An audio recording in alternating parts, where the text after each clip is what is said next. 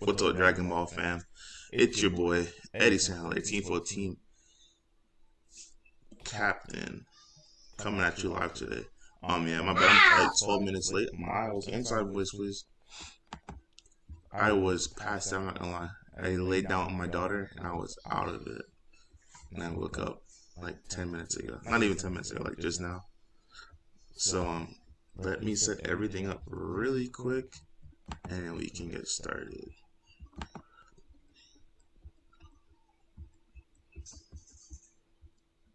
Okay, that's good. I'm gonna have the pop out chat right here so I can follow what you guys are asking for. Yeah, I'm gonna get set up really quick. I might bring Miles inside because he is a little too noisy. He's watching his show. Alright, I got the Discord open. Alright, cool. Let me know if you guys can hear everything okay. I'm gonna wait like a minute and I'm gonna just go off so we are not holding things up any longer. Let me bring Miles right back inside. I'll be right back.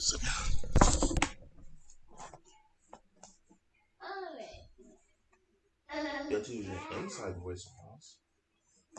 If you want to hang out, you can hang out, but you have to use your inside voice. Okay?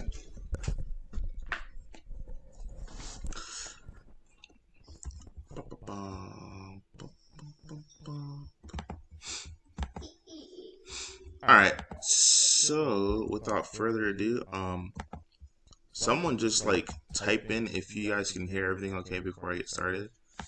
Because like I said, I don't want to hold you guys up too long.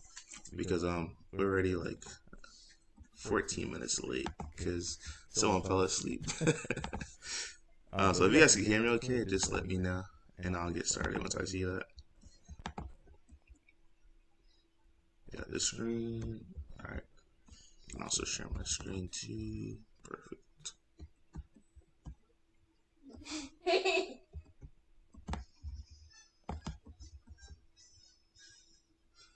So, Otakon. Really fun event, right? Super cool top cut spread. Especially, I think we had 138 players, if I'm not mistaken, that were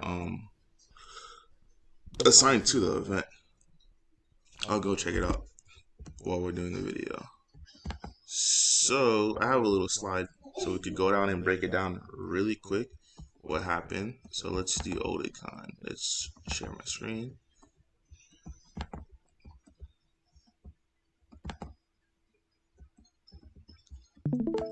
Alright, perfect.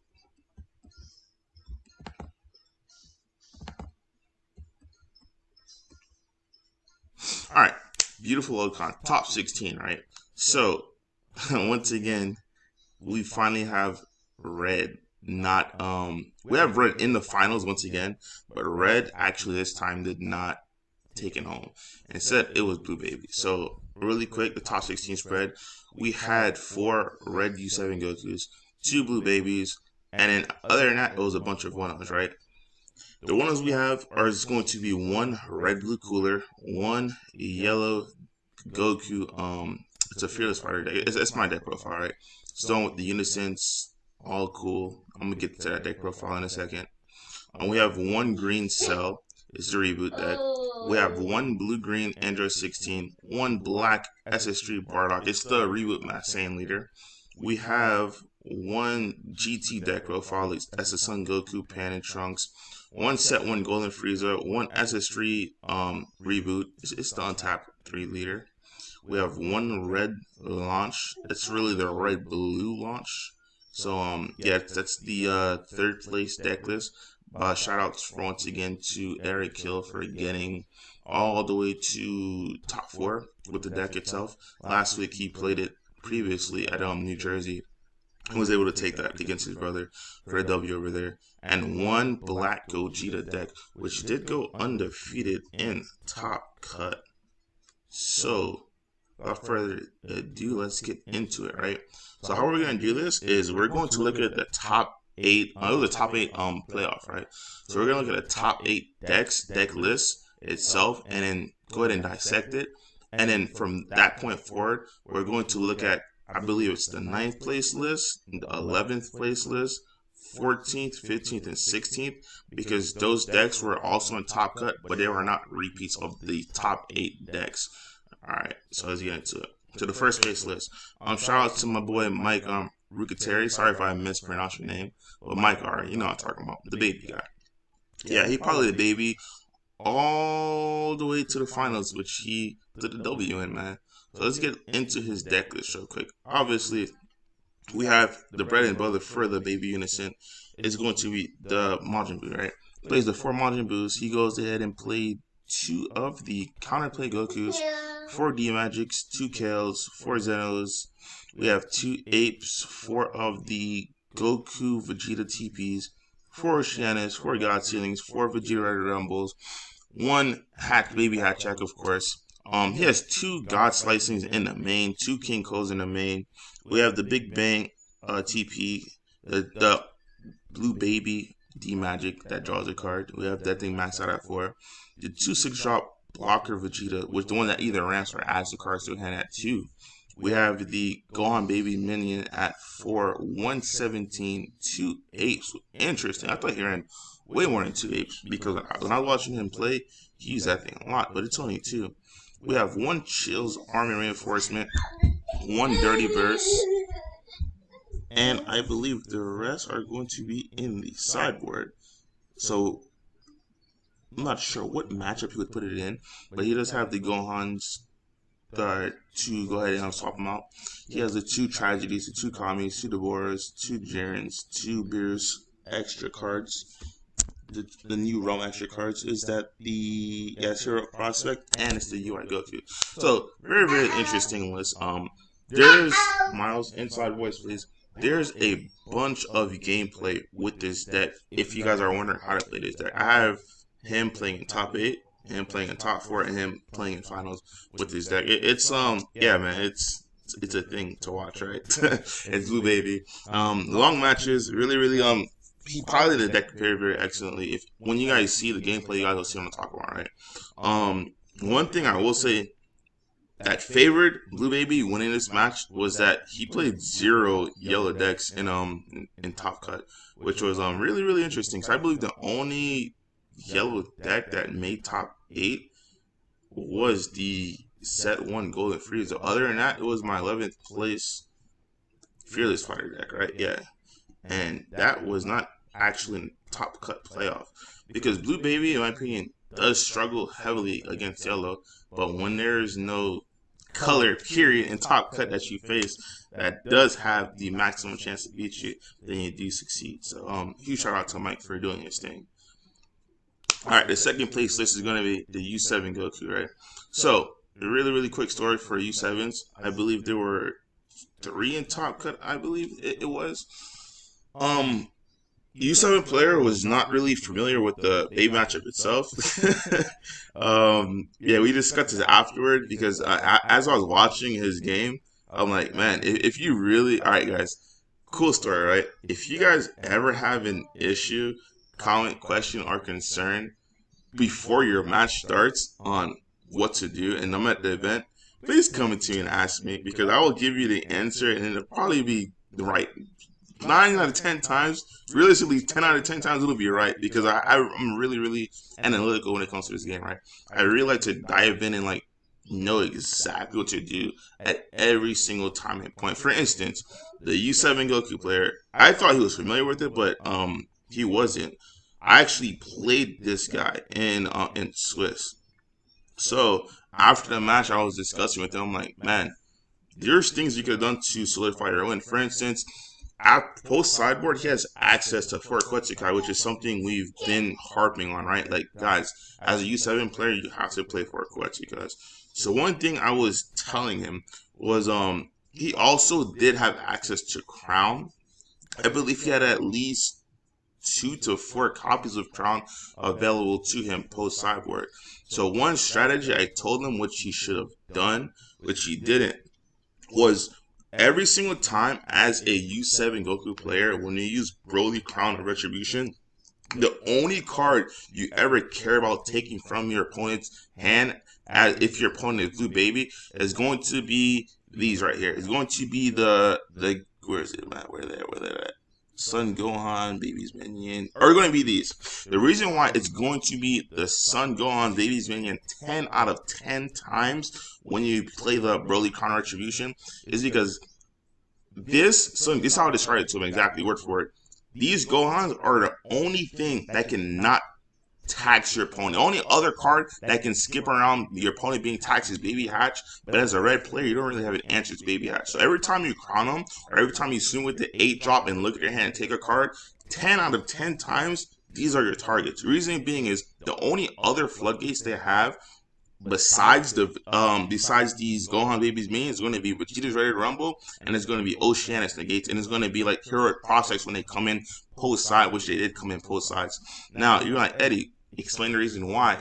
All right, cool. I'm gonna explain it right now.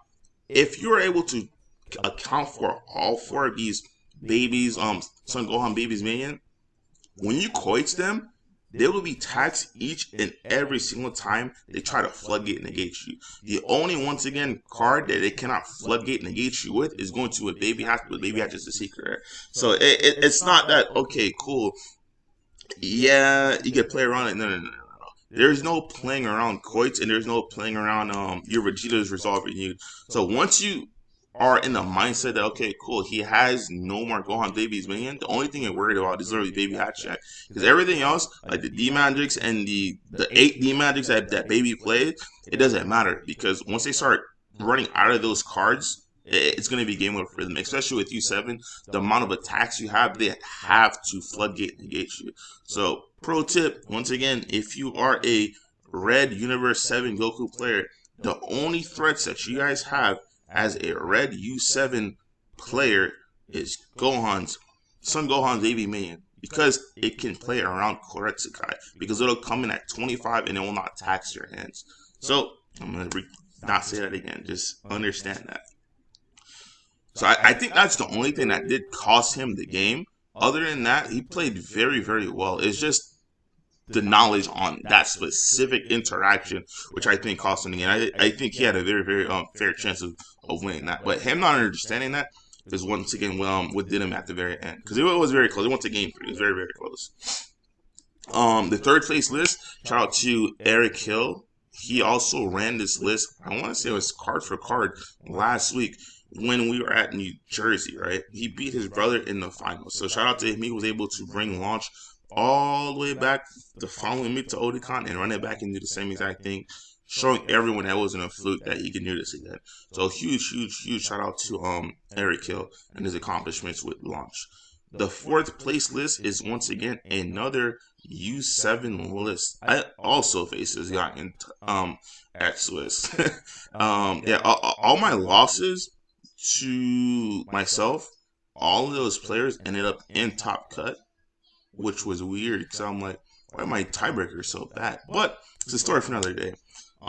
This guy's list is very, very solid. I played him. I believe it was around 6-ish or 7. It was my second loss of the day. So this list is also really, really solid. Low to the ground, once again, I'm going to go U7, go to your face, go to the dome, and show it to the out. You guys know how U7 is. It's been here for a while. Shout out to my boy Robbie Racy for actually putting this. I think he has the highest play. Yeah, he's the only person who actually went with his deck so far. So shout out to my boy Robert Racy putting his deck on the map and doing this thing, because now U7 players, I'm proud of you guys. We talked about this last team talks that U7 players were criminally underperforming at events, but this event you guys came and you shout out, so huge shout out to you guys. This is the 5th place deck list. It wasn't on the actual thing. His link was messed up, but I played this guy. This was my first loss of the day.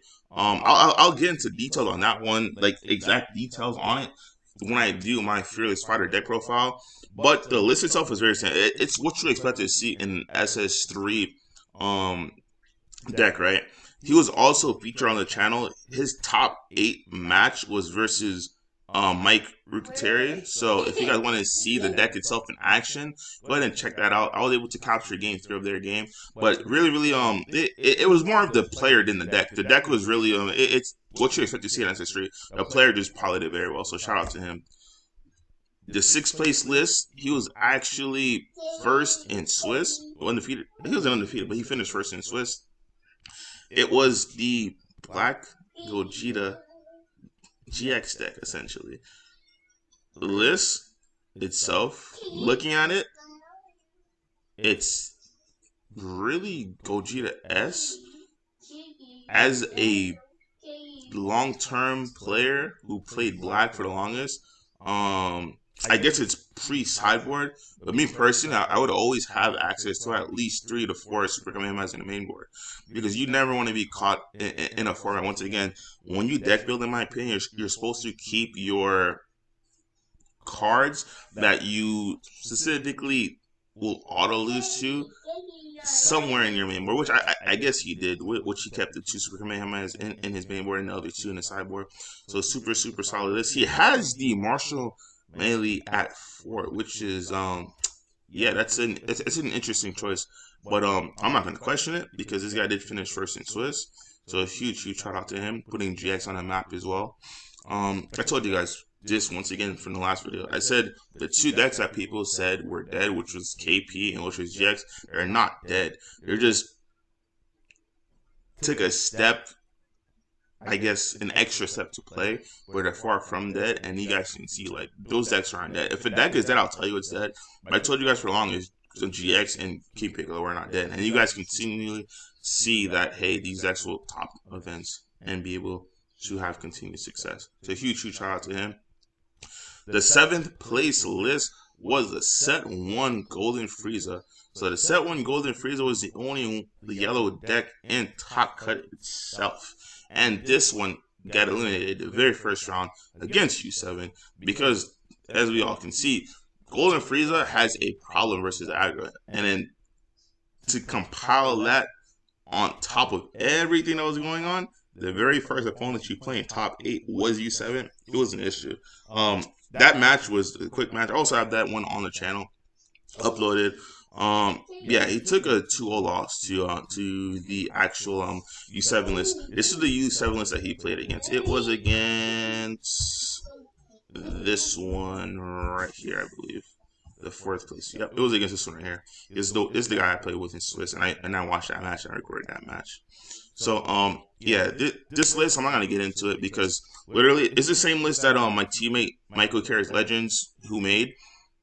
The only difference is it has updated to now you have access to the Gohan to evolve, not evolve, but like just pretty much replace the Trunks with and get Empower. I have 3 more attacks, 25, going to the dome. You see what I'm saying? And then give your leader a boost just in case it doesn't go through. And he has the added benefit of Dragon. It's literally the same deck list. This was fighting against Faith, but fighting against Faith is banned. Yeah, it's the same thing we've been going to see. So shout out to him for making it with Set 1 Golden Frieza, the top 8. And the deck that squeezed in at it all, that finished, I want to say was 8th place, was this a GT deck list. So GT, you guys know my feelings on GT. Congratulations to the player. Huge shout out to the player. Like I said, I always tell you guys, if you're going to play a red deck, either play U7 or King Piccolo, because I'm pretty sure if this player was able to top with GT, he probably would have done the same exact thing if he played King Piccolo or if he played U7 Goku. Because the thing about GT, once again, and the way I compare it is GT is in a way comparable to when GX first came out, and you also had Dark Broly and Vegeta before the Zaradas and bans came. GT, you're paying for all your cards, whereas Vegeta and Dark Broly, you're paying them for free. So it's like, even though the deck expired, it's still good. You're paying for cards where there's decks that are very similar in play style, but are doing things for free. So huge shout out to this player, being the only GT in all of Top Cut. So GT continues to say that 2 weeks in a row. We've seen GT in Top Cut. Like I said, once again, make it easy for yourself, guys. Like, if you're going to top with GT, you're going to top with King Piccolo, or you're going to top with E7. But huge shout out to GT once again making it. So that was everything in the top 8 bracket, right? So now moving on to 9th place, I'm only going to go past top 8. I'm going to go to the decks that were not in top cut itself. So in 9th place, we have the Cell Reboot deck profile. So this, looking at the Cell Reboot deck profile, it looks like the very similar Cell. Yeah, it's a very similar Cell skeleton, right? But the only difference is, I believe this Unison and main board itself, because I don't believe Cell Reboot players actually play this main, but he does play that main. Other than that, it's a very, very standard Cell list. Huge shout out to this player for being able to take this deck and bring it to an event of this caliber and finishing 9th place. This was the 11th place list. This is my list. It's the Son Goku Fearless Fighters deck, which I'm going to have the deck profile up on my channel, so stay tuned for this one. This is the 14th place list. The 14th place list was Red Blue Cooler. Looking at it once again, it's very similar and identical to the Red Blue Launch deck. Miles, inside voice please. It's very similar and identical to the Red Blue Launch list, with the exception of him having more copies of the 5-drop, obviously, because the goal in Cooler is to deck your opponent out, whereas that's just an option you have in Launch, because in Launch you also have the access to, for instance, go ahead and win straight up through battle itself. With the inclusion, this is a really, really cool interaction to you guys when you're going against this deck with New Ruler. New Ruler, realistically speaking, is not limited in deck styles like this, because the Majin Buu auto, you can trigger as a turn player. You can control when your autos happen. You could place them in specific orders and sequencing, so you could sequence to the point where his Majin Buu will pick up your King Piccolo, the New Ruler, before he'll attempt to warp himself at the end of battle. So huge shout out to this player for representing with Red Blue Cooler.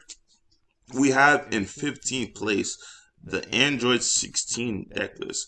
It was not Jared Lopez. It was another player. So huge shout out for bringing Android 16. Looking at the 16 deck list, very, very standard. He did have the inclusion of the new super combo, as well as the one of the new Android 17, 18, the dual attack deflect card itself, and he has 2 of the these guys I think it's the counterplay. I believe it is. It's the counterplay. Yeah, it's the counterplay. When you play it, they go ahead and discard a card from their hand. So huge shout out for Android 16 coming into the top 16, finishing 15th.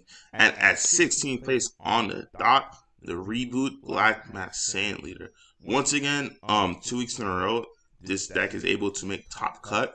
I will be doing the deck profile on the blue version of this deck. I do believe the blue version of this deck allows you to push yourself to the actual step needed to be able to finish higher than just having to actually push at least through the finals and hopefully even take the W, because that blue version with this deck is, I'm telling you, it's nasty. You will literally OTK your opponent on turn 2, they won't see a card the entire game. It's really the push this deck needs, because like the black version is solid as well, but the black version, it's hard to describe you playing yellow Trunks and you playing blue yellow Trunks. You're playing yellow Trunks, your opponent can account for and calculate every single attack you're going to do, because if you have X energy, it's only finite. It's a finite amount of attacks you can get. But once you incorporate being into the situation, especially in a deck such as the Reboot Black Mask Sand, where all the attacks are crit and the ones that are not crit are only coming after you at 4 or less life, becomes so much harder for your opponent to account for. So I will be uploading this blue yellow, this not the blue yellow, the blue black list going on. So I'm telling you, the incorporation of that blue into this deck pushes it to the brink that it needs. So that was a in a nutshell, that was the top 16 decks. Let me see the comments, see if you guys have anything for me, so I can answer it for you guys and get you guys the help you need. That Gen Con is coming around the corner. Johnny Tail, what's up, man? Tommy Guns, is your untapped name God of something? Yeah, I have multiple untapped. I have God of War was one. I have multiple untapped names, bro. Like I have multiple untapped. The reason I have multiple untapped names is because of people come and sit in my lobby and just look at my deck and try to copy it. And there's sometimes I'm playing decks that I just want to test for myself, but I know I'm not going to play an upcoming event, but it's going to be one of my choices. And for instance, right, my Goku, the Fearless Fighter deck, I had multiple people coming in my lobby just sitting there watching my games because I was one-shotting people with that deck. And I'm like, well, this week I'm going to play Trunks. I'm not going to play this deck. I'm going to save it for like either Gen Con or Otakon. But once again, people were sitting in my lobby. So I deleted that account and I made another account. And people still find me in order to follow these games, which is super annoying, but at the same time, I can see why, but it's super annoying. So I'm like, guys, these are decks I'm trying to like debut. You see what I'm saying? Don't sit in my lobby, just try to copy my deck and then bring it to an event and be successful with it and try to claim it. Because I spend hours on Untapped. Like, trust me, if you're getting beat constantly on Untapped and it's a random player and it's like the account is very recent, it's probably me. I'm not gonna lie. I have infinite accounts on Untapped for that specific reason. Can I see the GX list? Yeah. I got you. The GX list was very standard, guys. Let me see if I can show it to you really quick while I answer the next question. Because he did finish first in Swiss. There was no undefeated in Swiss, but he did finish first in Swiss. This was the list itself. I'll not scroll through. I'll just scroll through. I'll give a good scroll through all the top 8 decks. But I'll stand on here for like a good 10 seconds if you want to screenshot it. So it is going to be up in the morning as well. To if you guys need anything. If I were to look at this, the only changes I would make to it would honestly be I'd probably swap the ratio. Like I would have this maxed out. I'm not going to. When I play decks like this, I like to have my Super Kamehamehas maxed out because in Top Cut, if you're facing off against any BS, don't forget the way Bandai has it. Yes, and regular Swiss is best of 1 free sideboard, but in Top Cut it becomes best of 3, and I want to have access to my Super Kamehamehas best of 3 in game 1 maxed out. Reason being is worst case scenario, I do not need it in that match. It now becomes energy and everything else is free. I really like the list. Like I said, once again, the only thing I would swap out that max. So once again, the Super Kamehamehas for me, in my opinion, would be maxed out. Or if it's not maxed out, it would be at 3 of. And the only reason why it's at 3 instead of 4, because that 4th place would have been 1 petrification for that main board versus U7. Because right now, if this guy got matched up against, I could tell you what he got matched up against, because he did finish. Let me look at my app really quick, and I'll be able to tell you. Because he did finish first in Swiss, if I'm not mistaken. So yeah, he went against U7 and lost. He went against let me see. That was round 10. So round 11. Yeah, he went against U7 and got 2-0. U7, and they dropped that is before I even looked at my match, right? I told you guys, only reason why I have 3 Super Kamehamehas would be because of 1 petrification, and that would be specifically for U7 matchup. U7, if they dropped a 4-drop on you, either 4-drop, you really don't have an answer to it because you had nothing. He doesn't even play the Kai. So if they swing at you, I'm not talking the secret. I'm talking the actual H that looks at your hand. You're just taking that damage to the dome. Because the only 2 things you can do is either A, support from the Dark Empire, which is okay. Because if you do, they're looking at your hand and probably ripping a super combo at that time and point. Or, yeah, that's it. That's the only thing you can do. Because you can't pan. Because they just cleared your board. And they're probably going to rip the pan from your hand. So yeah, it would be the 1 petrification as well as the 3 Super Kamehamehas I would up it up to in the main board. So that was that list. I'll go back to the first place list. So again, it's going to be available for you guys in the morning. So once again, the top 16, the most represented deck in top 16 was going to be the 4 U7 Red Gokus, followed by the 2 Blue Babies, 1 Red Blue Cooler, 1 that yellow Goku is my Fearless Fighter Goku. It's this one right here that you guys can see. Followed by 1 Green Cell, finished 9th. The Blue Green Android 16, which finished 15th. The Reboot Mass Saiyan deck, which finished 16th. We have the GT deck, finished 8th in Swiss. The Set 1 Golden Frieza deck, finished 5th in Swiss. We have the SS3 Reboot, which finished 5th. We have Eric Hill's Red Blue Launch, which I believe finished 2nd in Swiss, finished 3rd overall, and then the 1 Black Gogeta finished 2nd in Swiss. This is the Blue Baby list, very, very standard Blue Baby list. But the thing about Blue Baby, it wasn't the list, it was more of the player than the list. The U7 list that finished 2nd, once again, the thing that I believe that caught this U7 player was the lack of I guess, repetition with Blue Baby, because in my opinion, U7 has the matchup, but you have to understand what your weak cards are, and in the card that you have to eliminate from the process that simplifies the game state for U7 as a player is going to be the Gohan's baby minion. We have the Red Blue launch. Shout out to Eric Hill. We have the U7 Goku. The SS3 Goku is the reboot. It's the one I played. Like I said, I have gameplay on the list itself. Very, very sad. I also played it in Swiss. This is my first loss. I'm going to explain that one in my actual Fearless Fighter deck profile. We have the Gogeta, Zeno, the Set 1 Golden Frieza, the GT deck, the Cell, which finished 9th, my Fearless Fighter deck, which finished 11th. This finished 14th, Red Blue Cooler, 15th, Red Green Android 16, and then 16th place on a dot, which made it, which is going to be the reboot Mass Saiyan Leader. So, like I said, this one is going to be quick because I do have to record the my deck profile so I can have it for you guys early in the morning.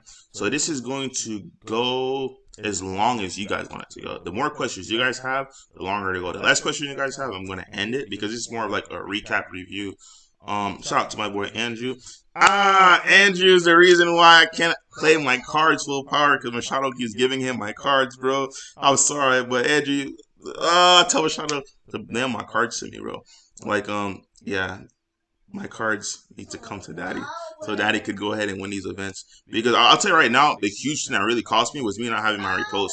Because in my inside voice, in my Fearless Fighter deck, what I do is I don't main deck repulse, right? I only have repulse for those hyper aggressive matchups. Like you either have to be swinging multiple times per turn, and I'll take out my Gokus. There's a Goku counter attack, which you negate the attack, you pay 1, and you blow up a card. That's what I usually use. But once again, against U7, against GX, against anything that has multiple attacks in a turn, I'm gonna say about 3 or 4 attacks in a turn, not including leader swings. I'm gonna side those out for a repost. And I didn't have access to the repost. And in my matches that I lost was the 2 U7s. I'm like, bro, you gotta be kidding me, because repost taxes that deck. When I don't have those, I'm stuck with the Gokus. It's not gonna bode well because they have way more attacks than I can account for. U7 clamps them up. Yep. There was a second blue. Yeah, there was a second blue baby in top cut too as well, Chris. Yeah, it was in top 8. It was, I believe, it was 10th. I want to say it was 10th place. It was because it was right slot. It was either 10th. Yeah, 10th place. It was one above myself. So thoughts on the format right now? Why no Trunks or Gamma? No Trunks. I wasn't playing Trunks. I'll play Trunks next event, and I'll get there up there. I'm super confused why there was no Trunks or Gamma, because in top tables, the lowest table I was at all day was table 9. I was literally, actually I lied. The very first round, I don't know what table I was, but besides first round, the lowest table that I was ever at was table 9, and I kept looking at 7, 8, 6 all the way to 1. It was always gammas. I don't know how. I couldn't tell you what happened to Gamma. I played Gamma. I beat Gamma. I believe it was, I know for a fact I played at least one Gamma. With the Fearless Fighter deck, everything's easy. Like I'm not trying to sound cocky. All your matchups are super easy for you. The only challenge you have is going to be U7. And in top cut, I would have had a problem because in top cut it's not free sideboard. So in top cut, I would literally have to hope and pray that you'll see on deck profile. I don't play the Piccolo Unisons. I don't play the Yamcha Unisons. I play the empowered ones. So the only defense I have in game 1, non-pre sideboard, I have to sit on that. There's a Gohan. It's a promo card. It's a blocker. Plus there's one in a restance. I have to sit on that and just hope my opponent just doesn't go crazy. So I have that, and I have my the Vegeta Prideful Transformation, which comes in and rests when they're battle cards. So in game 1, it's the only chance you have to steal a game off of me. But the game 2 and 3 post sideboard, there's nothing as a U7 player you can put in against me. But as a Fearless Fighter deck, I can come out, put the clamps on it, and your deck is shut down. Because now you constantly, every single time, have to keep one open for Violent Rage. And it's so easy to bait it out, because the thing about Violent Rage, right? For me, I can swing multiple times. Like, it's crazy to say this, but it's like I'm playing a Storm deck where I play my Fearless Fighter deck. But I'm not gonna put it on. I'm not gonna tell you guys what it is. You guys will see in the deck profile, but the Fearless Fighter deck, man, it's insane. It's completely insane. Really, really good. Gamma is the best deck, bro. People just bored, I guess. No, Andrew, I'm telling you, like, Gamma was there. It was represented. Gamma was at top tables. I honestly couldn't tell you what happened to Gamma. Like, it's going on to the next question. Tommy Guns, what was the most popular deck in her? It was Gamma. No lies. Trunks, that's another thing. Trunks wasn't really represented. I don't know why. I'm mind baffled why. I personally think Trunks is just barely the second deck best in the format, with Gamma barely being on top. But I'm telling you, Gamma was the most represented. I was looking around. I was at top tables the entire day besides round one, because round one was 0-0. I won my round one. I'm telling you, after that, the lowest table I was at was table 9. Gamma was everywhere. I could not, for not one being a top 16, that's mind baffling to me. Because when I was still undefeated, I played Gamma. It was, I think round 5, I believe it was, or maybe 6. I was playing Gamma. I looked once again to table 6, table 5, 4. There was Gammas over there. I don't know. I couldn't tell you.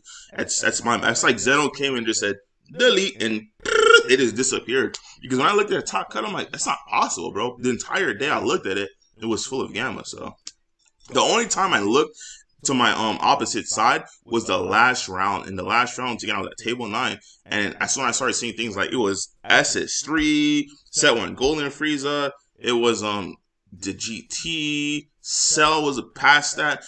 That's the only time I didn't see Gamma, was the very last round. But previous to the very last round, round number 10, Gamma was flooded. Once again, I don't know if Zeno came in. I don't know if Beer was Hakai them things because he didn't want to see it. I honestly couldn't know.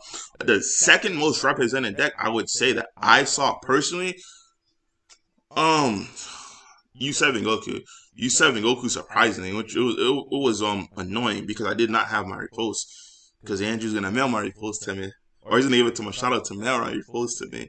So that matchup without their post and the Fearless Fighter deck, it's super annoying to get around because they had to answer it. And if they do answer it, it's fine with me, because repost now became I just cost you an energy. So that's one less attack we use. That's either you're losing a 17 for that turn, or you're losing a dual attack Freezer for that turn. Because if you Vegeta resolve your Yumi, that's fine. Repost did what they needed to do. Once I used my other card, the Goku, they didn't care. They said, okay, cool, blow up what you gotta blow up, and I'm just gonna pop spam to you guys. I'm like, yo, this is a wrap. Andrew, I was going to Gen Con. I was going to Gen Con, but I applied for a law enforcement agency, and they hit me up with an email. I had to show fashion on them. They're going to call me this week to come. I made it to the next step, so shout out to me, I guess.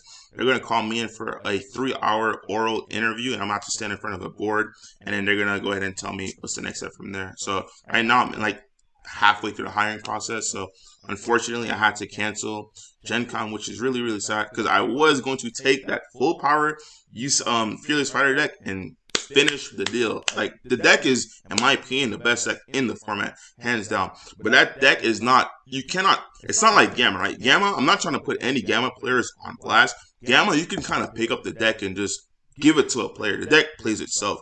The Fearless Fighter deck, if you're not a master in a combo step, you will fail miserably, because that deck is 75 to 80% of cards that are not comboable. You literally have to be have to be a master of the combo step. There's no sugarcoating it. Like, if you know for a fact you're an average combo, or if like you never play an aggro deck, it's not that the deck can be aggro, but it's like you know how players play Invoker. There's a certain time and point where there's no attacks that can go through. But then other players you give it to, it's like, okay, they get to that point where it's 4 life and they're still taking hits because they don't know how to master that combo step. It's kind of like that. Because once again, when you play that Fearless Fighter deck, as you see, my deck profile will be up first thing in the morning.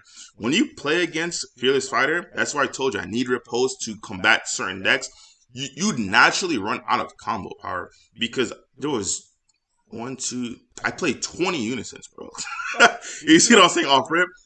It was 2 of the empowered each, that's 8. Then I played the Vegeta. No, 16, excuse me. I played 16 unisons. I played 1, it was Release, T-Blow, Freezer's Army, Black, 16. Oh no, there's 17 extra cards. There's only 3 super combos, and then the secret super card. I didn't even have my real secret. My real secret was the Sin Secret Rare, which I did not have once again. I blasted for that, bro. Because it's supposed to be 4 Krillins. In my opinion, the Piccolo Gohan is really good, but you're not supposed to use the Piccolo Gohan. You do not sacrifice a super combo slot for a Piccolo Gohan. You need this 4 Secrets, which is going to be the 4 Krillins. You need to be able to filter through your deck, because I'm telling you, as good as Piccolo is a secret, it's not going to help you. I played this. I'm not going to tell you. You'll see in the deck profile. What's the actual secret for the deck? I'm trying to think. That's the two most popular deck. I didn't see Trunks. The only person I seen Trunks was Eon. That's it.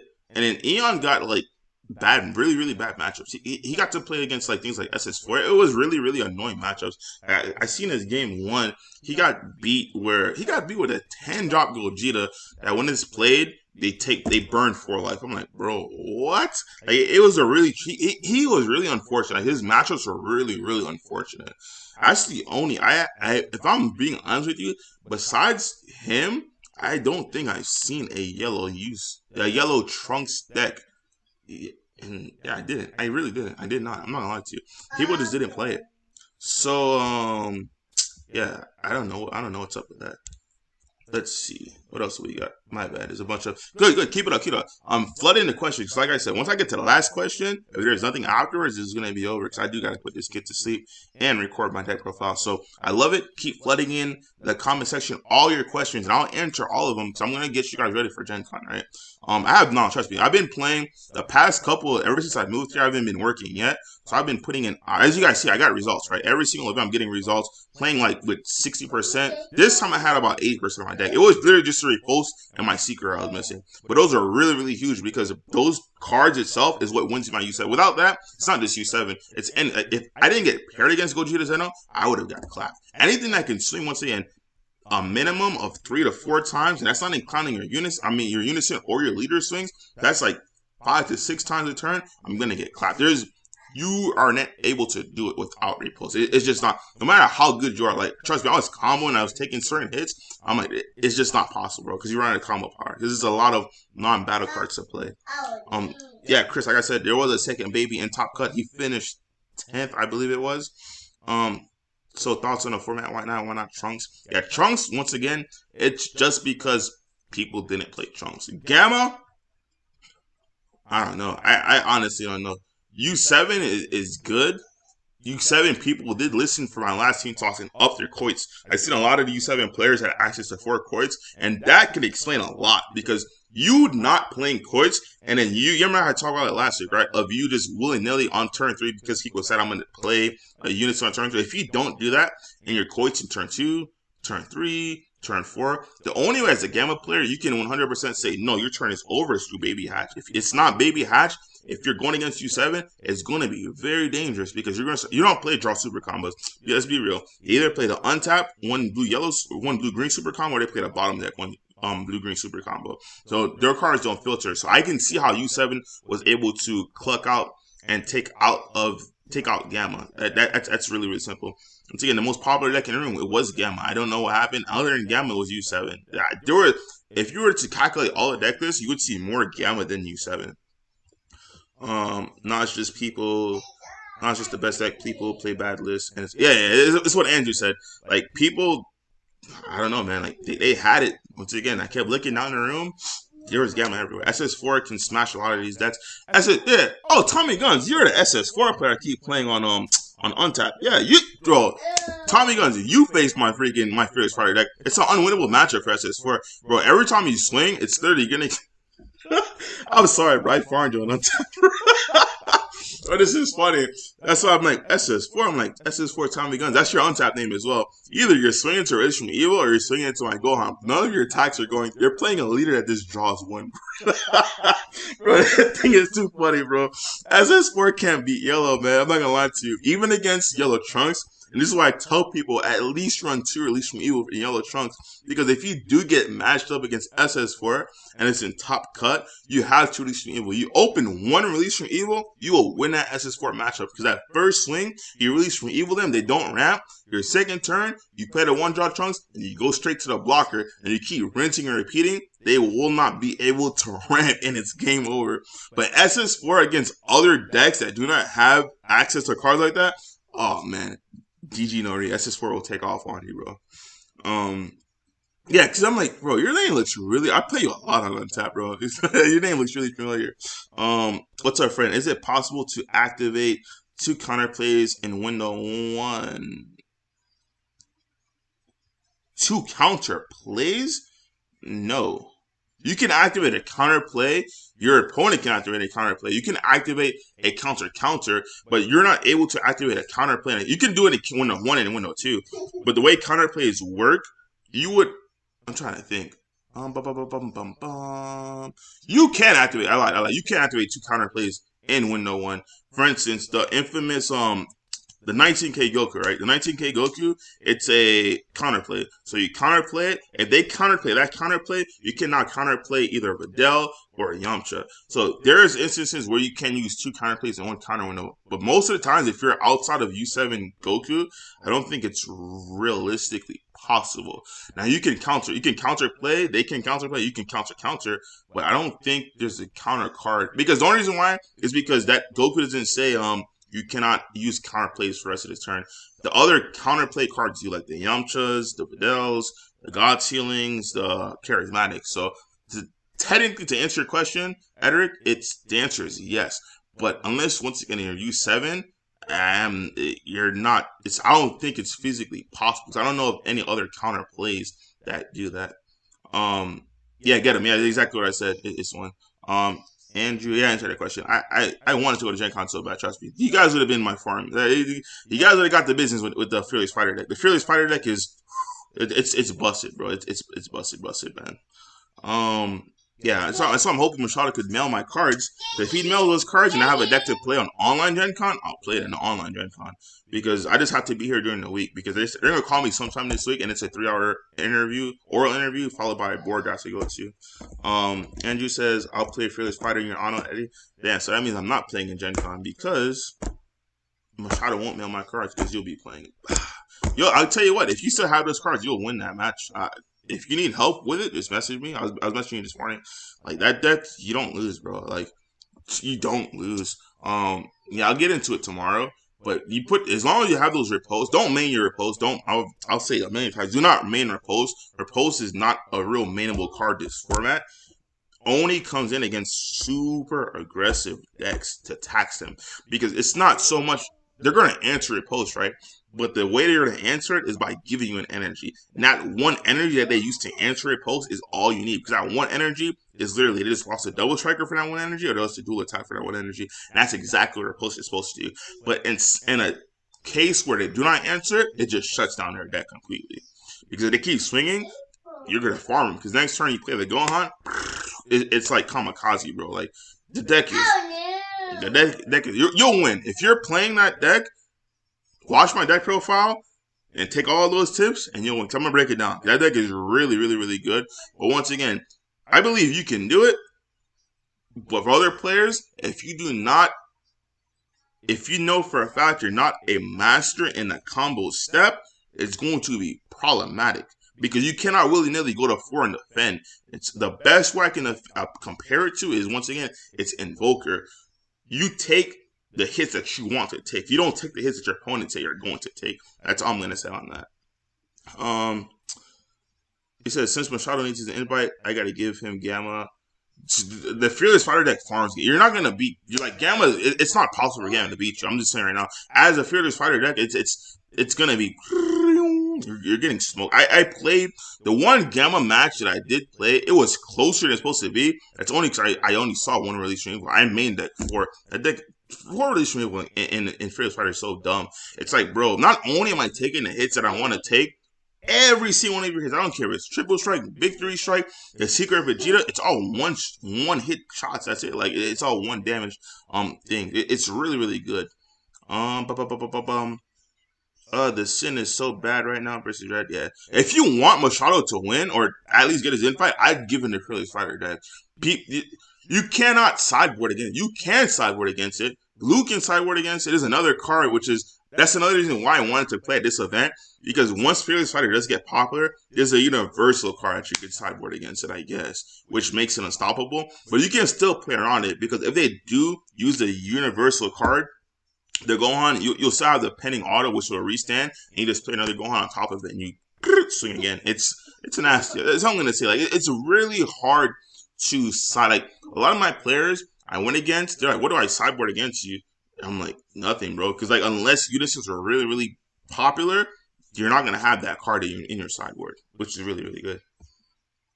Tested a version of your Trunks build. You're onto something. Yeah. Like I said, that Trunks build that I played at Jersey, once again, I didn't have my cards. Like that was worse than the Fearless Fighter deck. That Trunks build, I could probably play Trunks for online, but once again, I'm not gonna have Repulse, bro. Like, and at best of one pre-sideboard, I would have Repulse not in the main board. But best of three, I would have at least 2 Repulse because you don't want to just willy-nilly go into super aggro decks and not have way to tax them. So I could possibly see myself building a watered-down version of Trunks and doing. I do believe Trunks is really good. Trunks is the only deck, in my opinion, that will really challenge the Fearless Fighter deck. If you're not Trunks, it's gonna be. I'm not trying to be rude to anyone. The matchup is gonna be free because once again, pre-sideboard, the repulse you're gonna come in for the Goku counter negates, and you're gonna be free. But without the repulse, it's gonna be free for the U7 match. Trunks, doesn't matter what you put in, is gonna be problematic because as a Trunks player, those who follow you on untap seen what happened. Like when I'm playing Trunks and I play, shout out to John Lamentaro, by the way. He's the one who got me on Fearless Fighter. I seen him play. I'm like, yo, this deck, he's onto something. The thing was, they were playing the basic the Piccolo Yam. I'm like, yeah, I ain't gonna cut none of that though. Because as an aggro player, bro, I looked at the deck. I'm like, bro, I can win with this deck because I seen the lines she was going through. I took out all the BS cards. Like there's a lot of cards I just took out, and I'm like, I can literally win with this deck because I love the combo. I think I'm a master of the combo step. And once I start getting it going, it's going to be a wrap for players.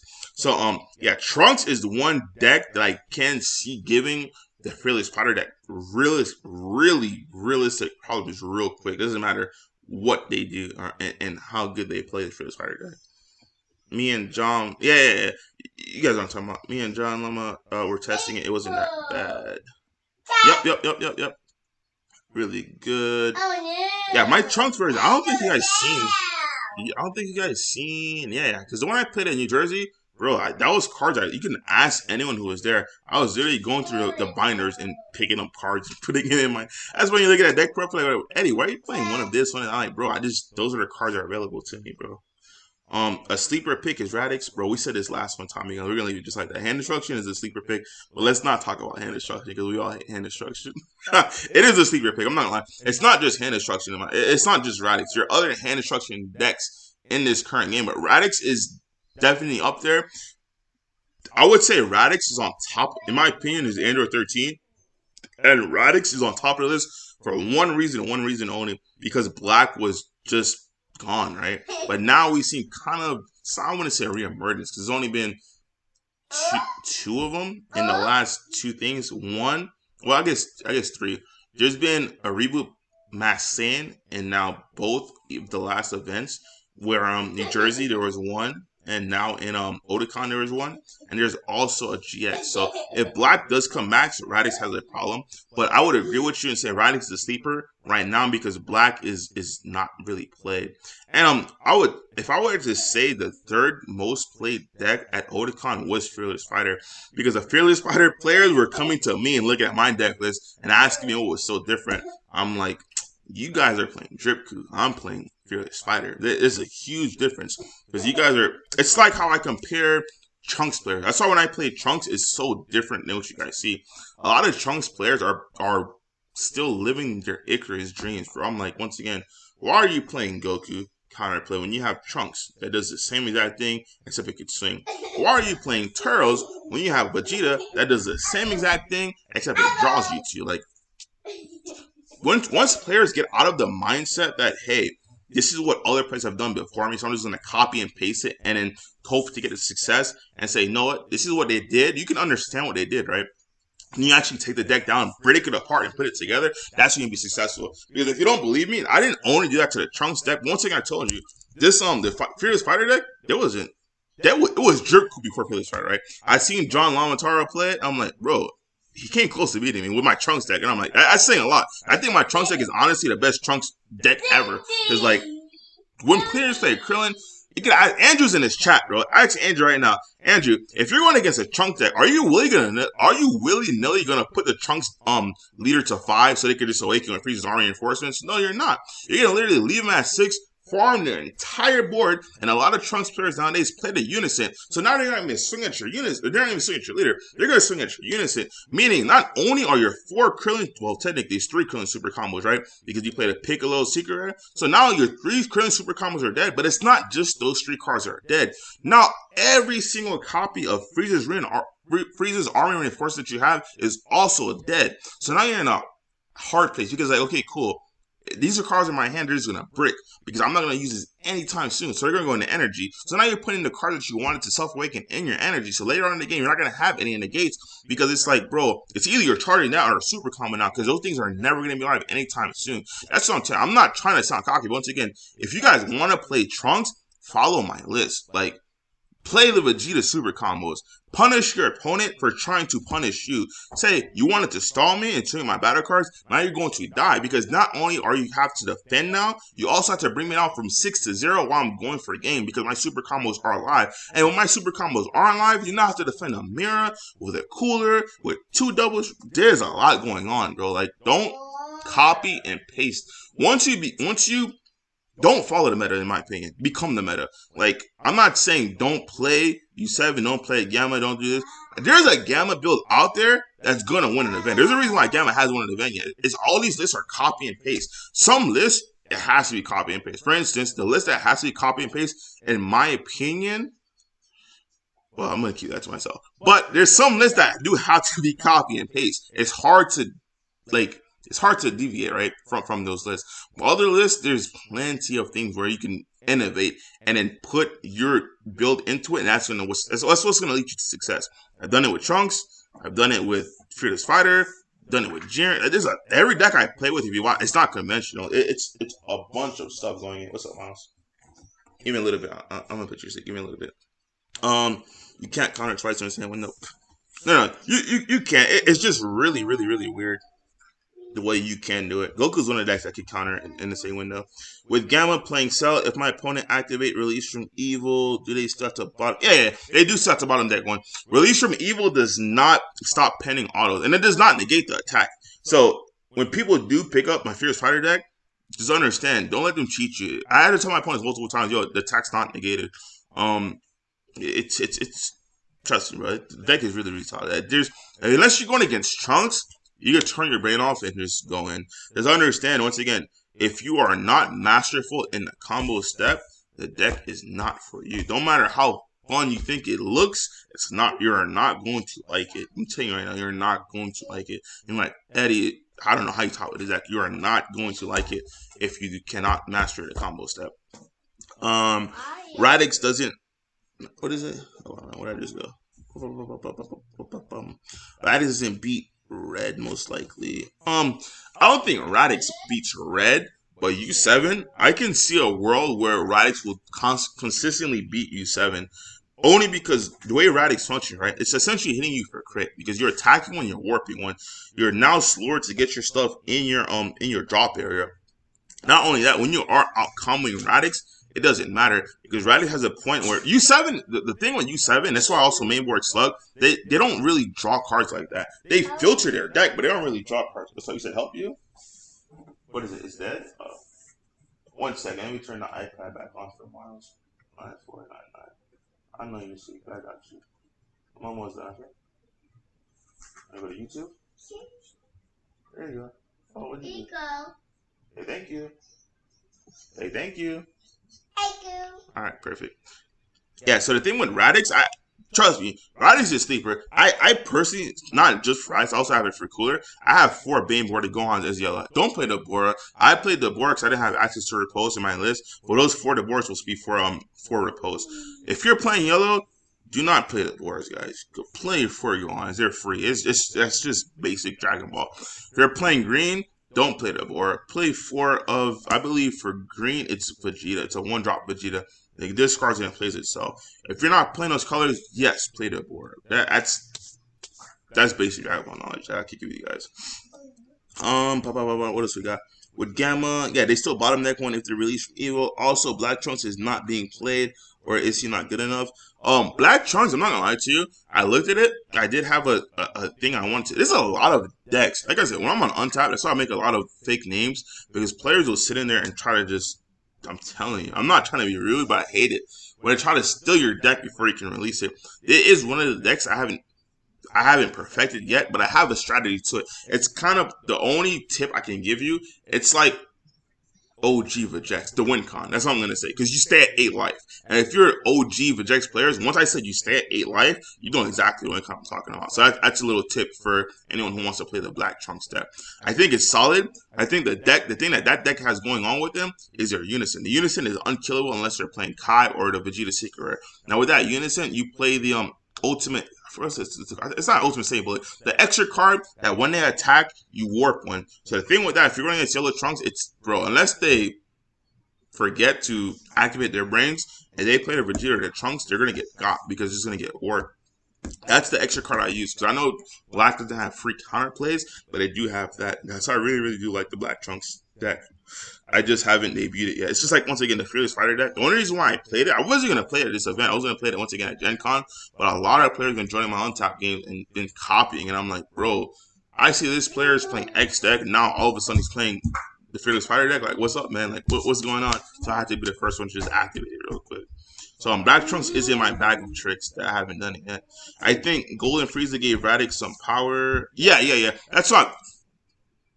Tommy Guns, you know this person, Tommy Guns. You probably played a guy that I played against on Untapped. Golden Frieza, I call him Golden Butt Cheeks, and Radix deck is completely absurd, dude. Like, oh my goodness, it's absurd. Like, people say Radix is not good. Trust me when I say Radix is good, because the same way I play Cell is the same way I would play Radix. I don't play Cell with the Cell Chain. I think if you play Cell with the Cell Chain, it's good and all, but that's one of the few decks that the skeleton, it's there, right? If you follow it, players know exactly what you're going to do turns 1 to turn 5, and they can prepare for that. If you're playing unconventional Cell deck, number one, when you're playing against Cell, they're not going to mainboard things like the Bora, the Gohans, or the Vegetas. When you play my list, and especially it's best of 1 pre-sideboard, you're going to wish you did. Because by the time I beat you game 1, and that's all there is just game 1 because it's best of 1 pre-sideboard, you're like, yo, damn. That wasn't like a Cell chain list. This was a Cell, your hand at 0 kind of list. But the thing was, you don't really sideboard hand instruction hate against Cell. And I think when you start thinking like that outside the box, that's when you become successful, man. But yeah, Golden Butt Cheeks is the win con of that deck. So you are correct on that. Just we ain't get that far yet. All right, I'm gonna get my closing comments because I see we hit the end of the questions. But like I said, if you guys have any more questions, comments, or concerns for the upcoming event or past event that just passed, ask me, man. Like right now, it's just free information for you guys. So I will give you everything you guys need right now and more. So closing comments to this, I'm really sad that Trunks didn't top. Gamma, I'm not surprised because once again, Gamma it's the same thing I kept saying about U7, right? I don't think there's a problem with the deck. I think it's a problem with the player base where they're just picking up the shell and just slapping it together and say this is what people are playing, but this is how I'm going to play it verbatim. And I think that's a problem because a lot of U7 players, I saw there was a huge difference.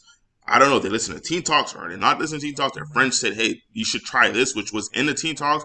But it's not every single turn you're slamming down your Unison. Maybe there's some games you have your Unison, it goes to energy. Because your turn 2, it could be wide, it could be 17. The first thing you want to do, obviously, is going to be a Koetsukai, followed by a 17, followed by the Frieza. Your turn 3, Koetsukai, followed by the 17, followed by the Frieza, followed by the Goku to take out the blocker negate if they ever play it, because it draws you card. Followed by turn 4, you see what I'm saying? It keeps going on, keeps going forward. But if there's a time and point where you don't have Koets, yeah, maybe you got to swing, you get floodgated, then you use your Unison. Once you start thinking like that, you'll be more successful with the deck. And the issue with Gamma, I think Gamma faced the same problem that U7 players faced before this event. They just went brain dead, right? Turn 1 was the obvious play. And guys, if you're playing Gamma, max out on those 1-drops. Stop. There's so many times I see a Gamma player play and their turn 1 is an energy and pass, bro. I'm like, bro, max out on your 1-drops. Max out on the Oceanus, the one that flips the top 5 and searches. Max out on that so they can go get your 1-drop so they can use your energy on turn 1. That's a huge problem I see Gamma players did this weekend. Like, a lot of them turn 1, played 1, untapped because you're playing Gamma. It's the blue-green one, and passed. I'm like, what? Like, What? What are you doing? Like, why are you just playing? Your deck is strong. Don't water your deck down by just giving your opponent a free turn. Consistently add cards to your hand. Don't. This is Dragon Ball 101 over again. Do not leave an energy go unused. Use each and every single energy every single turn. That's what I can describe it. That was the issue with Gamma. U7 players took the advice. Congratulations to all U7 players. I got something for you when I get back to Trunks because it's not going to work. Yeah, it isn't like, because if Andrew's going to Gen Con, so the Andrew and Machado going to Gen Con, most likely I'm not going to have that Fearless Fighter deck to play. So that means, off rip, that's good for me to know, to not expect it this week, to just work on Trunks, and I guess without repost, because it doesn't sound like I'm going to have a repost this weekend either for Gen Con, which sucks, because now I have to put extra defenses in my Trunks deck. But it's okay.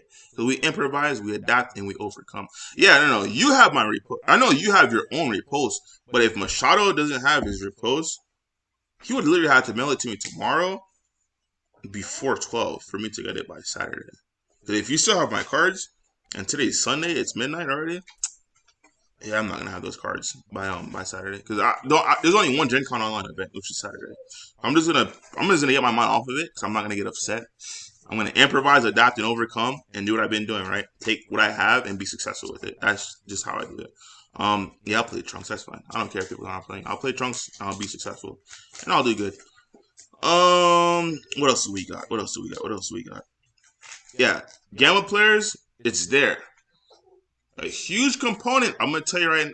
I'll give you guys free chicken like I did for U7. Really, really, really look into playing an all battle card deck.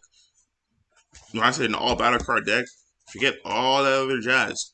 Because I'm telling you right now, the issue with Gamma, if you played against my Fearless Fighter deck, you guys saw it. It was kind of, once again, but as a repost, for Gamma, the Fearless Fighter deck was 100%. The only time the Fearless Fighter deck wasn't 100% it was going against aggro decks like U7 because it was missing repost. If you guys saw my match, you will see how difficult it is for Gamma players to actually compete. And that was with only one release from Evil. If you guys saw, for both times I played Gamma, it was only with one release from Evil both times. T-Blow wrecks you, dude. Like, there's a lot of cards that Yola has that just wrecks you. Blue Baby, if you're scared of Blue Baby, play for this. It's one of the free. I played at least one Blue Baby. I want to say at least one Blue Baby. I don't think Blue Baby actually touched me the entire match. All his attacks were blocked by Gohan. I took all my life and kept playing Unisons. It was like I was playing Blue Baby and he wasn't. Everything he did to me floodgated was for nothing. Like, he got T-Blowed. It was the funniest thing ever. Yeah, it's free. If you're really scared of Blue Baby, or if you're really scared of Bulma, any of the stall BS decks, play Fearless Fighter. You'll farm those guys. When I say farm them, you'll farm them. They're in the top 3, and whatever it is top 3 for is gonna come in blanked. Meaning, once they're tapped out or if they're at 1, they have 2 options. They're either gonna demagic you and take a life because they tapped out for it, and whatever floodgate, whether it's Ready Rumble or Gohan, it costs their full energy. They're gonna take a life, which you essentially just don't do anything because they took a life, or they're going to try to untap. And when they try to untap as a Fearless Fighter deck, have 3 energy open for Cooler, because Cooler is going to come in and disrupt the game. Because what Cooler is going to allow you to do is, now on your next attack, you're going to be forced to demagic and take a life. So now you swing with anything that's willy-nilly, and the next one you swing with, you don't care. You're not trying to T-blow, you're just trying to get cards from your hand. Because now once you got cards from your hand out of it, whether it's an Oceanus, whether it's whatever it is, right? Once they pass their turn, unless they attack and combo it off, when they pass it back to you, their errata is now in effect. And I think a lot of players forgot about Blue Baby's errata, honestly speaking. I played for a fact one Blue Baby player. He tried to play Hash, got Cooler. I played 4 Coolers in my list too. Trust me, my Fearless Fighter, the reason why I call it Fearless Fighter is because you have to be a Fearless Fighter playing that match, right? Because the way I play it, you already know my win con. I'm going to hit you with a leader. You're going to lose by my leader, or you're going to lose by Unison. There's no tricks behind the deck. That's why it's a Fearless Fighter. I'm going to look you in your eyes. Whatever's on board is what I'm going to use to kill you with. Now, it's going to connect because I'm playing 4 T-Blows and I'm playing 4 Coolers. It's your choice. Pick your poison. You're going to tap and play fair. I'll tap and not play fair by playing Cooler. You're going to tap out by trying to floodgate me. I'm going to tap 1 and floodgate you. You see what I'm saying? The deck is really, really powerful. Gen Con in real life, top picks. If Andrew's playing the Fearless Fighter deck, he'll win with the Fearless Fighter deck. I'm telling you. If any person who is masterful in a combo step picks their Fearless Fighter deck, you'll want the Fearless Fighter deck. Because even the sideboard cards that are good for it, if you are a really knowledgeable player, those floodgates, they slow you down, but they don't hurt. Because I'll even tell you what they are. If you lose a marker, it doesn't matter because it really doesn't matter because you're still taking one swing, right? And then for me, I can easily just. You have to understand what the floodgates can do, right? So now that you swing with your Gohan and lost the marker, it restands, it doesn't, whatever the case may be, because I had one marker on it, it got KO'd. You can now swing with your leader, play another one for free from your hand, and then go straight on top of it and have another chain and then do it all over again. You see what I'm saying? And the fact that you have 4 T-blows and 4 coolers, you pick and choose when your unison dies, not really your opponent, because it's hard for your opponent to zero your guys. Just make sure when you're swinging with Gohan, it has a minimum of 2 markers. If it only has 1, once that sideboard card gets released and you're swinging 1, it's not safe. Don't do it. Don't do it. Don't do it. Don't do it. Don't do it. If you're a pro player and need advice, you know what I'm talking about. Don't do it. Make sure it has at least 2 markers before you're going for a game. They cannot take 2 markers away, but they can take 1. But the beauty about taking 1 is that damage is still going through. So don't do it. Gamma players, I gave you your advice. I gave you your free chicken. You 7 players, I gave you your free chicken last week. That came out. Trunks players, my Trunks players, don't worry. I will put my cape on my back and bust out, well, what I can with Trunks this weekend. And I'll show you the way. What else? What other decks do we have?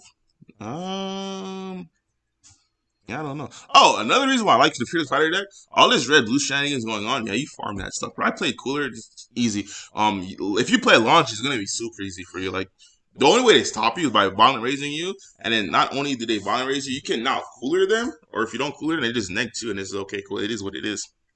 Yeah, that's it. So I don't see any more questions, comments, or concerns. So if you guys do have them, you get probably like 10 seconds to put them in.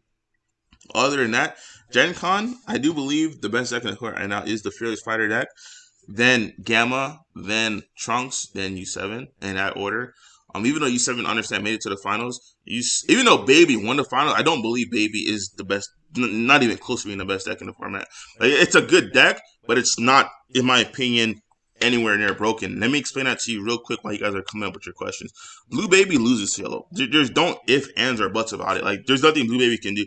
Yellow has, actually, Blue has an answer too in Cooler to stop Baby Hatch, but they can also, not Cooler, Blue has Baby, the 8 to stop the Hatch, but then in a mirror match, they can just 8 cure 8, right? But we have Cooler in Yellow. We have T-Blow in Yellow. We have another card in Yellow too. Don't go do your research. I'm not going to put that one out because I hate giving free entries away if people don't do research. But those 2 cards, I will tell you, I do believe if you're playing Yellow, you should have access to at least 2 Release from Evil and at least 2 T-Blows in your sideboard personally, if I'm playing any kind of Yellow decks. Blue Baby cannot handle red, in my opinion, either. Because if you're playing red, you're playing U7 or you're playing King Piccolo, and you would have access to 4 Vegetas and you would have access to 4 Quetzalcoatls. I don't think Blue Baby can play red. Once again, I do. If you guys look at the finals match, you'll see what I'm talking about. I don't know why he didn't just ask me before. If he had asked me before the round, I would have literally gave him the blueprint to victory. Because he did everything perfect. Like, you'll see the match, too. He played Crowns, but instead of playing Crown and taking out the Gohan Baby minion, he took out the Zeno Super combos. He was taking out other cards. But I'm like, bro, leave all that BS in his hands. Only focus on the Gohan's, the minion. Because if you focus on the minion, the Son Gohan Baby's minion, once you coist him, if he doesn't have Baby Hatch, he's gonna burn through all of his 8 D magics. That's the only time he cannot pay taxes, and you'll see it because the game he did win. I don't think he realized it because he would have done it again game 3. He would have saw it. He won that because Koiz was taxing him. If you're not taxing your opponent that's playing Blue Baby with Koiz, it's gonna be game over. Their hands are gonna be fat and they're gonna hit you on a crackback. You have to be able to tax them. That's why I don't think. It was more of the players. Like, Mike was just a better player in the situation because he understood the situation, right? I honestly think if both players had all the knowledge they needed, U7 would have won that match. But Mike, in that instance, had more knowledge, so henceforth, he was the better player. But I don't think Blue Baby is better than you. I know Blue Baby is not better than U7 because U7 has the answers to do it. Because as a U7 player, once again, and your side in a main board. Once again, I don't have any Vegetas resolving you. I have Quetzalcoatls. In the sideboard, I bring in 4 more Vegetas. So now you have 8 cards to deal with stuff like that. But if you My build is different, guys. Like I said, you see the Trunks build, you see the Furious Fighter deck. All my decks are different. They're not these cookie cutter skeleton decks. My decks are unique. So, in my opinion, if you have 8 floodgates, you're gonna win because those 8 floodgates again, it's not just for Blue Baby. It happens to hit Blue Baby. It's also for Gamma. You see what I'm saying? Because if you're playing Gamma, the only thing you cannot stop as a floodgate is going to be Baby Hatchet. You get what I'm saying? So. Yeah, I gave you guys all the relevant information for all the decks. If you guys need a deck advice or information, let me know. The only other thing I can tell you is if you're really interested in playing the reboot Matt Saiyan leader, go ahead. Yeah, Edric says Gohan Baby Minion. It doesn't work against Kai. It doesn't work against Koits because it has servant. That's why I keep telling you. If you're going to play red, and you can see your opponent's hand, whether you're attacking with the 8-drop Goku Jiren or you're looking at their hand with Broly Crown, always grab Gohan's the minion, the Son Gohan's Baby's minion, because that card by itself will earn Baby a turn. I'll give you an example. If you, let's say right now, right, you have 2 crowns in your hand, you look at their hand and they have 2 Gohan's Baby's minion. So you take both Gohan's Baby's minion. Now, the only thing you have to worry about the rest of the entire game is Baby Hatchet. And the thing is, they're not going to Baby Hatchet instantly. They're going to use Baby Hatchet when they're going to lose. So realistically speaking, they're in a hard place, right? Because you're swinging, they're going to burn through 8 of their D-Magics, 4 regular D-Magics, and the Blue Baby D-Magic that draws a card. The reason being, that's all they can do. The reason why it's all they can do is because if they play any Floodgate, yes, it works, but the Oceanus already taxes them a card. So for them to Oceanus you, they're going to lose 4 cards from their hand and 2 energy. And most likely, that Oceanus is not even going to stick. You see what I'm saying? Like, it's rough for them. If they're trying to play Vegeta's Ready to Rumble, they're going to tap 4 for Vegeta's Ready to Rumble and then lose 2 cards from their hand. They just lost 3 cards. Not tap 4, excuse me. They're going to tap 3 and then lose 3 cards from the hand. Ready to Rumble is 1, and they're gonna lose 2 for summoning it. That's why I'm like, when you play it, the only threat you have as a red player is literally the baby, bro. Like it's the Son Gohan Baby's minion. Once again, if he just talked to me before the match, that probably would have been solved. But I don't think he understood that. But afterwards, he did. He was like, "Damn, bro, I really didn't see that." So that's why, once again, I do not believe Blue Baby is better than U7. It was just the player at that point had more knowledge. Yeah, that's it, man. So, guys, thank you for joining. I'm gonna go ahead and put this guy to sleep because I still gotta record my Fearless Fighter deck because a lot of players are wanting to know what it does and all this good stuff. Guys, Fearless Fighter, you can play blue yellow, but you have to once again understand. I would in the future have blue yellow in the sideboard because I see what I can do. Because let's say if I couldn't do this on a webcam untapper on the webcam Gen Con, right? Because webcam Gen Con is best of 1, no pre-sideboard.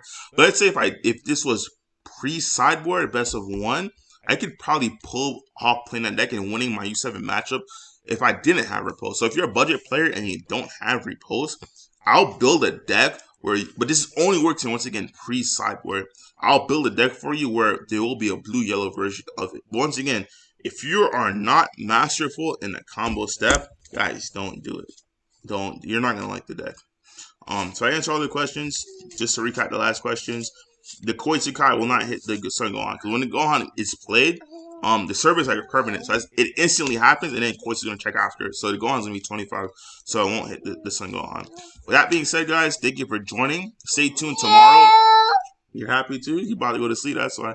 I had that Fearless Fighter deck for you guys available tomorrow. Thank you for joining. Once again, good luck to everyone. If you guys want more videos like this before Gen Con, just let me know, man. I'll jump back on. So, you want to say bye, Mom? Say bye. Say bye-bye. Bye-bye. All right, we'll see you guys next time, guys. Be good.